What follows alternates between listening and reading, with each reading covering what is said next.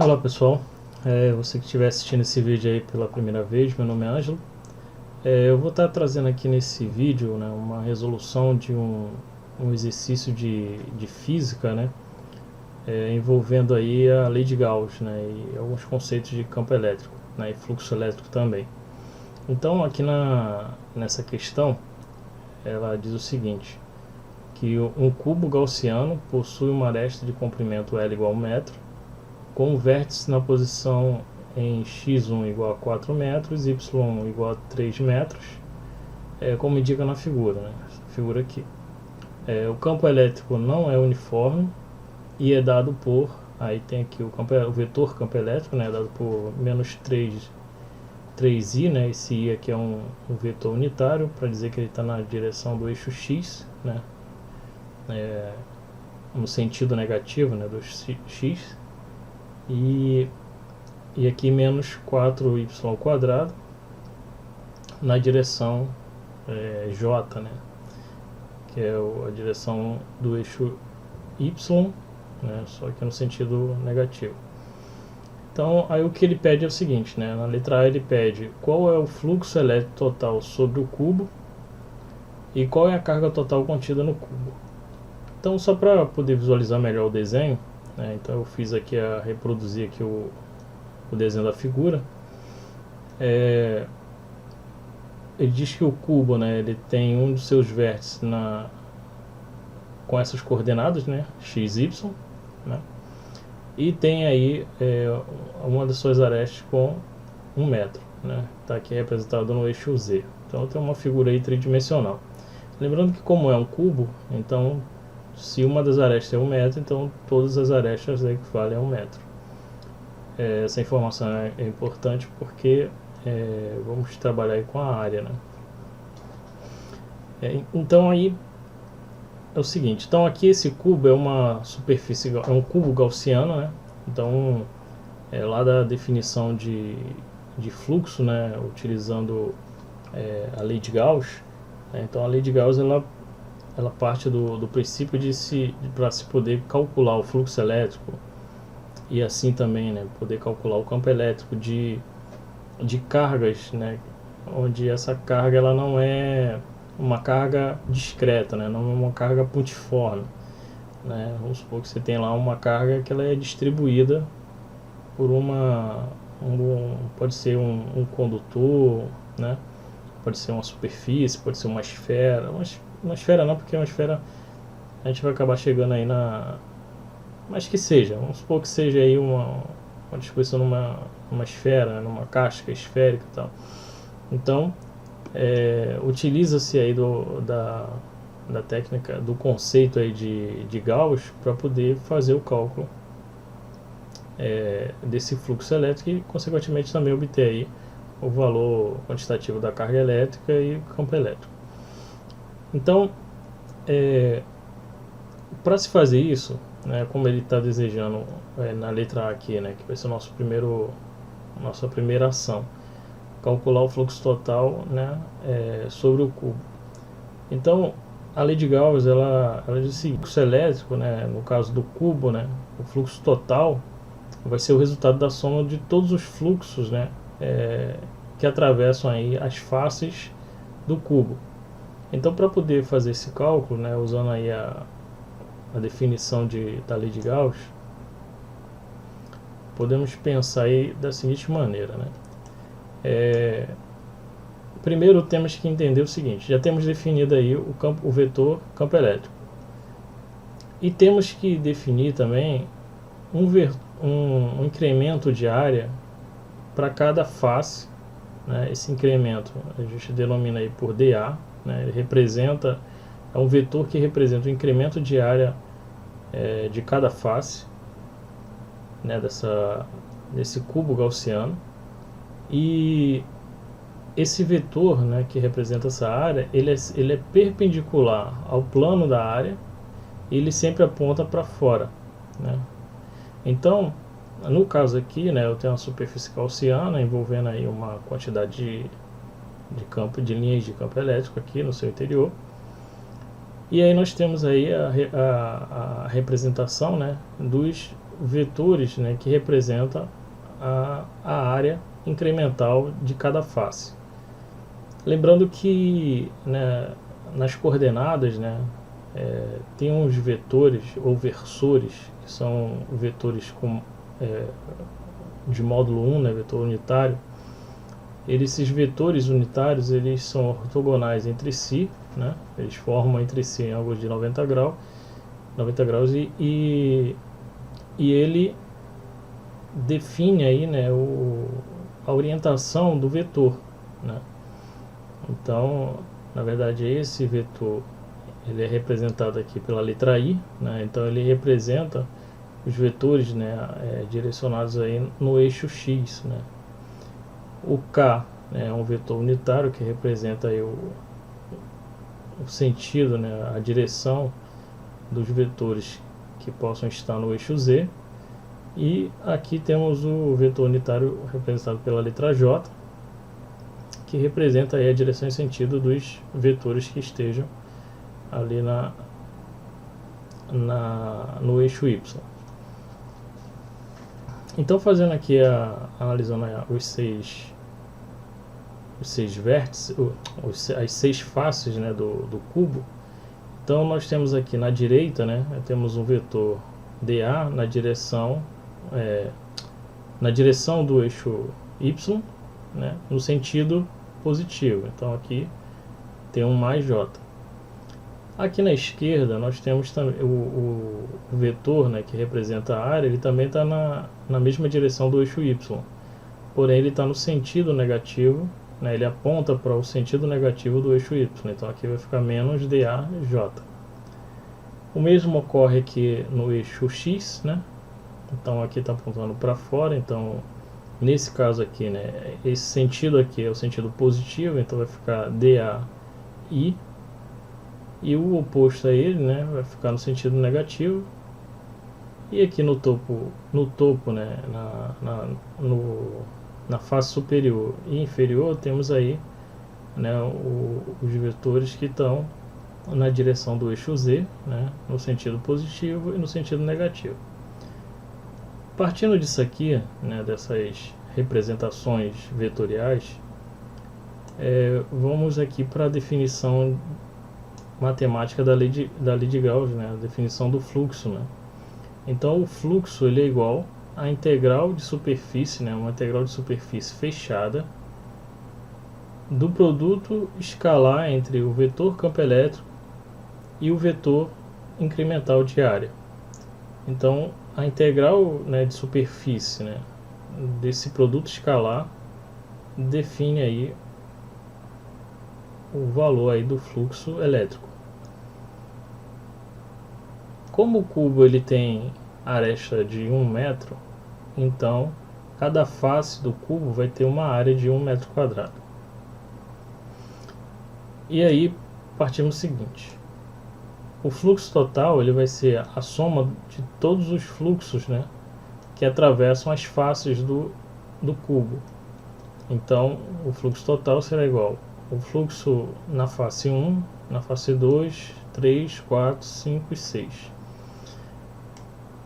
E procedemos da seguinte forma: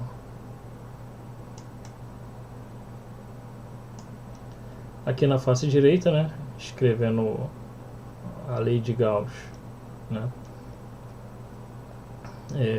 referente aí às linhas de fluxo que atravessam a face, aqui eu chamei aqui a face direita, né, que está no sentido positivo aí do eixo Y. Então temos aqui o campo elétrico, né, o vetor campo elétrico, escalar o vetor área. Lembrando que o produto escalar entre dois vetores ortogonais, o resultado é nulo, né, é um vetor nulo.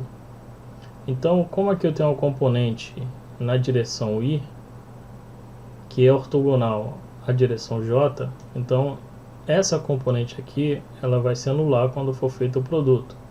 Então o fluxo na face direita aqui do cubo, ela só vai ter direção no sentido positivo, no caso sentido, né, na verdade só vai ter linha de campo, né, na direção do eixo Y. Então, resolvendo aqui, né, fazendo produto escalar, chegamos à integral de menos 4y ao quadrado de dA. Lembrando o seguinte, né, que essa face aqui,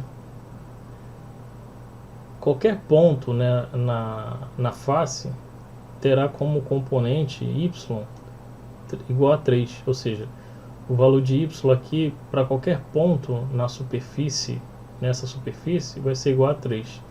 Então, eu não preciso fazer a integral, né, dessa variável y, porque o valor dela é constante, então ela se torna um termo constante da expressão, né, da integral. Então eu posso aqui apenas substituir ela e tirar ela da integração. E aí resulta nessa expressão aqui. Então o fluxo 1 vai ser igual a menos 4 vezes 3 ao quadrado da integral de dA, que resulta em menos 36 vezes a área, né? Como a área é igual a 1 metro quadrado, então o fluxo na face direita, né, vai ser igual a menos 36 newton vezes metro quadrado por coulomb. Lembrando que o fluxo é uma grandeza escalar, não vetorial, né?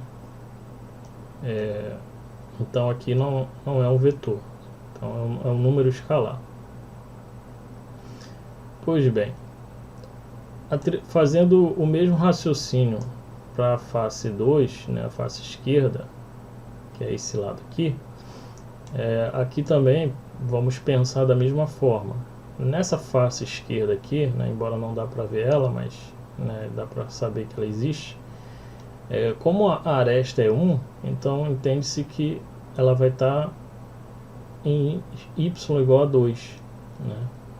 Então aqui também, da mesma forma que foi raciocinado aqui, essa face, para qualquer valor de qualquer ponto aqui na face esquerda, o valor de y sempre vai ser igual, vai ser igual a 2. Então, fazendo o mesmo raciocínio, chegamos aí a um fluxo, né, 2 igual a 16 newton vezes metro quadrado por coulomb. Na face frontal, né, que é essa face aqui, e a face, depois fazer a face traseira ali, temos o seguinte: o vetor área, ele está na direção, ele está no sentido positivo do eixo x, né? Então ele tem o vetor unitário aqui i. Veja que nessa integral aqui, né, nesse produto escalar, essa componente aqui, né, j, ela não vai ter influência alguma, ela vai ser nula, porque eu fazendo o produto escalar aqui entre esses dois vetores, será nulo o resultado. Então resulta apenas aí em menos 3dA, que dá igual a menos 3A, e chegamos aí ao fluxo, né, na parte frontal, que é igual a menos 3 Nm por coulomb. A face traseira também vai chegar à mesma conclusão, né, o mesmo valor em módulo, mas como o vetor que representa a área está no sentido negativo do eixo x, então ele leva ao menos i. E aí, fazendo o produto escalar, resulta aí que o fluxo 4 é igual a 3 Newton vezes metro quadrado por coulomb. Agora aqui, né, embora eu escrevi algumas coisas ali, mas vou só falar para você. O fluxo, né, na verdade, o fluxo elétrico na face superior e na face inferior, ele será nulo. Por quê? Como o fluxo ele é resultado do produto escalar, né, entre dois vetores, o vetor campo elétrico e o vetor de área, veja que a componente, né, que representa a área, ela está na direção z, né? Então tem como no tampo superior ele está no sentido, né, k, né, positivo, no sentido de z positivo, e na parte inferior está no sentido negativo do eixo z. Como o vetor campo elétrico não possui componente na direção z, né, não possui componente na direção Z, né, sobre o eixo Z, apenas no eixo X e Y, né, ela só tem essas duas coordenadas. Então o produto escalar, né, entre a componente, o vetor área pelo campo elétrico, ele vai ter como resultado nulo, porque esse vetor unitário aqui do eixo Z, ele faz 90 graus tanto com o vetor unitário do eixo Y quanto o eixo X. Então isso vai nos dar um valor nulo aqui de fluxo, né? Então na face superior e na face inferior o fluxo é zero.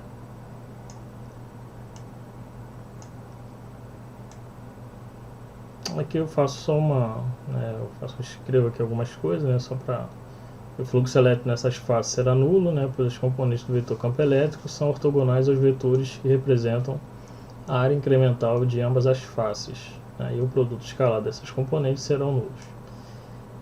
Então, calculados os fluxos, né, de cada face, podemos aí encontrar o fluxo total, fazendo a soma de todos eles, né. É uma soma algébrica, né, então levo em consideração os sinais. Então o fluxo total será igual a menos 20 Nm² por coulomb.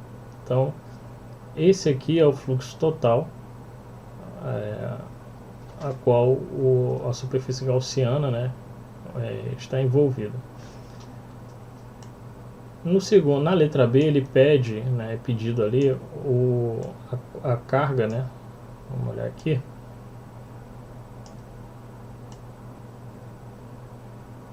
Se deseja conhecer qual é a carga total contida no corpo, né?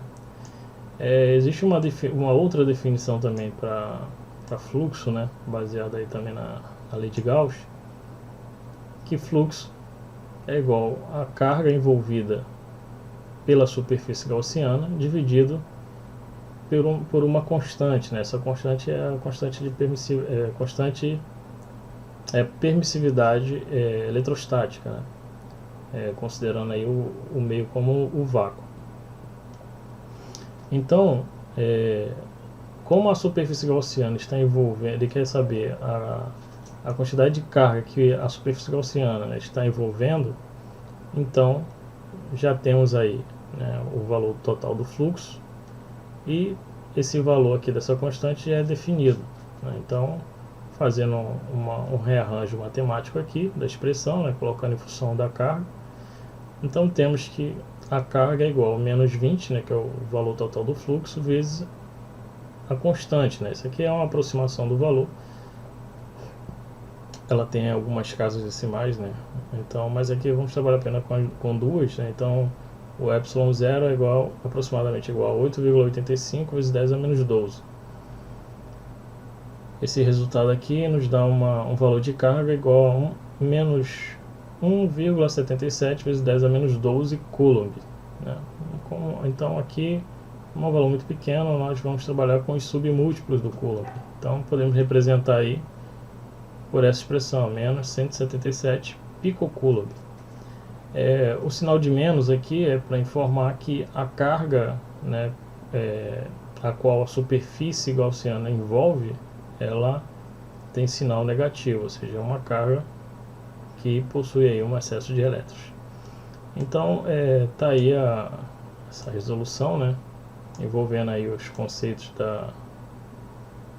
da lei de Gauss, né, para fluxo e a definição matemática de fluxo, né, tanto a definição por meio da integração, né, como também a obtenção aí do fluxo por meio da carga envolvida, né, e do meio por onde o fluxo está atravessando ali a superfície. Então espero ter contribuído aí, né, nesse conhecimento aí, né, nessa resolução. Se vocês gostarem aí do raciocínio, né, que foi aplicado para resolver a questão, e se ficou claro o entendimento, se quiser deixar nos comentários, fique à vontade. Caso não tenha ficado claro e tenha surgido alguma dúvida, ou de repente eu tenha esquecido de falar alguma coisa, né, ou detalhar alguma parte aqui do que foi raciocinado, vocês podem deixar também no comentário. Caso você não seja inscrito no canal, se inscreva, né, e se foi útil a informação para você, deixa aí nos comentários e compartilha com seus colegas. Um forte abraço e até uma próxima.